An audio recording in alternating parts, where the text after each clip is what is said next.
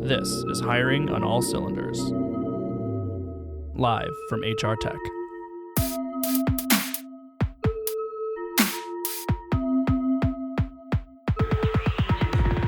We are not done yet. The beat goes on here at HR Tech. Hiring on All Cylinders, coming at you again once more, just next to registration outside Starbucks, and I have another wonderful guest lined up for you. Nate Randall is here. He is the founder and president of Ursa Major Consulting. Nate, great to meet you. Thanks for being here. Yeah, thanks for having me. You have this session you're moderating tomorrow. It's called Innovation in the Employee Benefits Technology Ecosystem. What are some of the questions you're going to ask? I'm curious what the whole thing's going to look like. Yeah, so the hope is to get employers a little more comfortable with working with new startup emerging technology companies. Okay. There's a lot of great solutions out there, a lot of money being invested in solving these incredibly difficult problems. And it would be great to see people take it upon themselves in the HR space to really adopt some of these new technologies and pilot them, try them out. So that's the whole goal. We're going to be talking about what it means to work with a startup company, what it means to work with a new company, and some of the advantages therein. And disadvantages, perhaps? And disadvantages, absolutely. Some of the risks. Risk in HR is kind of a dirty word. So, right. So we're going to try to talk about what those real risks are. What are some of the things people should look out for? Definitely you should be looking out for the fact that, if it's a very young company, it might not last. So right. You don't want to partner with a brand new company that is operating in a very critical space to your business. Okay. I would suggest that you start with somebody who's sort of on the periphery, that if they do fail and it doesn't work out, or for whatever reason that solution, your employees don't like it, the families that are involved don't like it, you don't have a huge amount of risk. On the upside, some of the great advantages are if you're one of the sort of first 5 companies that sign on to any given new technology, you can probably get it for extremely inexpensive or even free. Yep. And you're also going to be probably a design partner in building the solution. Exactly. So you're getting a completely customized, personalized solution for your employees and your company for no cost. I think that's pretty powerful. Exactly. You're one of these early customers, and then who are they going to go to figure out what they should build next? Like, oh, what do you need? What would be good for you? So being one of those early customers, you get a chance to sort of mold the product to your needs almost. Right, exactly. So similarly to the panel you're moderating tomorrow is this project that you've put out with Ursa Major, called Innovation in Employee Benefits. And you were explaining to me that it's kind of like a directory almost of all these tools out there. Is that accurate? Yeah. So essentially, it's an interactive tool that we've put up on our website for free. Previously, I managed benefits for in global employee experience for Tesla Motors. So I would get thousands of calls from every company on the planet wanting to partner with us. Of course, yeah. And you can't vet them all. So now that I've got a little bit of time on my hands, I've taken some time to vet as many as I can, right? And put a tool out there that's interactive. You can choose sort of the slice of employee benefits that you're trying to solve, whether it be, on-site health or financial wellness, whatever it is.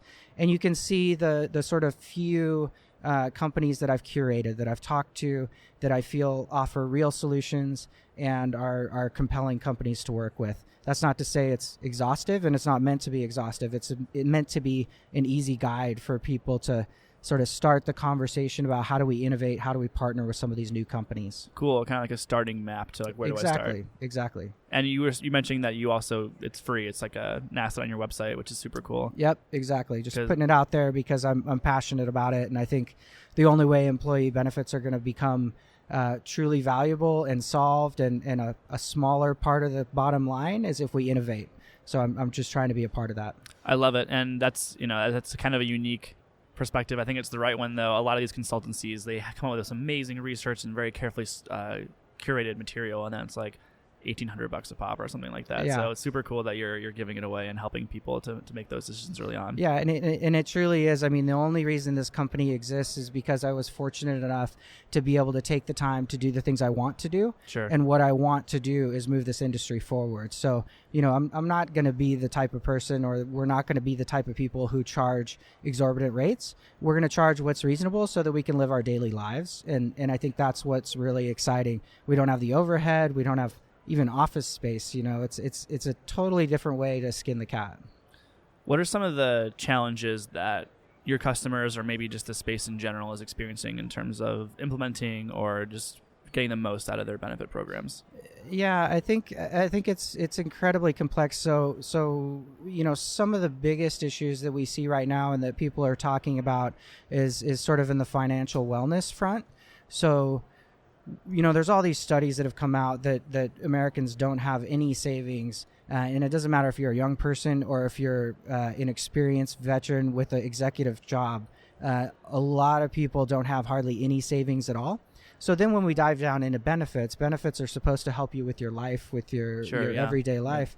Yeah. And, if you can't afford a $1,500 new transmission in your car, they probably cost a lot more than that nowadays, but whatever. How are you going to possibly be saving for retirement? How are you going to take advantage of the great health and wellness programs that your employer offers? So I think one of the biggest issues that we're facing right now is just the exorbitant amount of money that employers are spending on benefits that don't actually benefit people in their everyday lives today. And so that's one of the things that I see a lot of companies getting creative. As an example, there's a few companies out there who have started programs in alternative to matching your 401k contributions. If you have student loans, they'll instead match your student loan contributions. The concept being you're not going to be able to save for retirement until you pay off those student loans. So companies are starting to get flexible and starting to think about how they can do these things. And that's where technology comes into play. We can't continue to be administering benefits with a manual process and with old legacy systems that are built on 1990s technology. Of course, yeah. So what's the show been like for you? Have you been taking meetings with analysts? Have you been demoing products? What have you been hoping to get out of it? Yeah, I'm really here to learn and to share. So I've got a few clients that are here, so we've been able to have some good times talking about the different tools that are out in the marketplace. I've learned a lot just because this conference is much more broad than the employee benefits sort of ecosystem.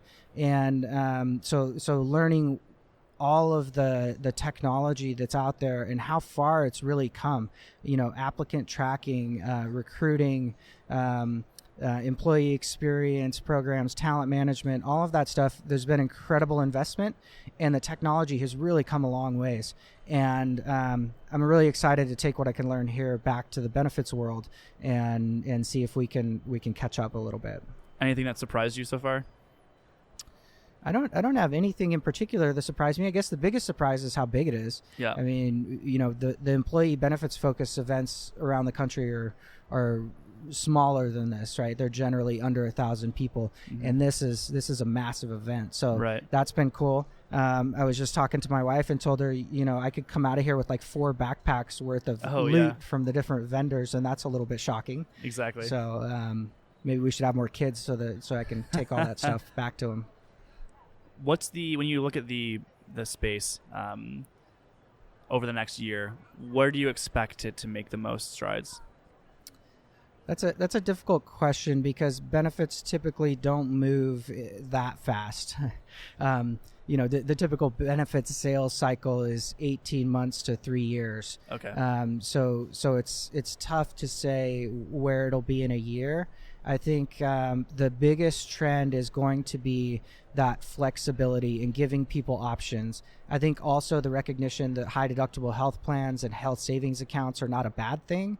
For some people, they're an amazing thing, and they're a very good solution to some problems we have in the industry. Who knows what's going to happen with the election? The election could have a huge impact on the ACA and other bits of benefits and how they're governed. So that could be a game changer too. Cool. The session is called Innovation in the Employee Benefits Technology Ecosystem. Come see Nate moderate it. It's going to be great. And also, don't miss the Innovation in Employee Benefits report that is accessible on Ursa Major Consulting. Nate, this was great. Thank you so much for being here. Thanks a lot.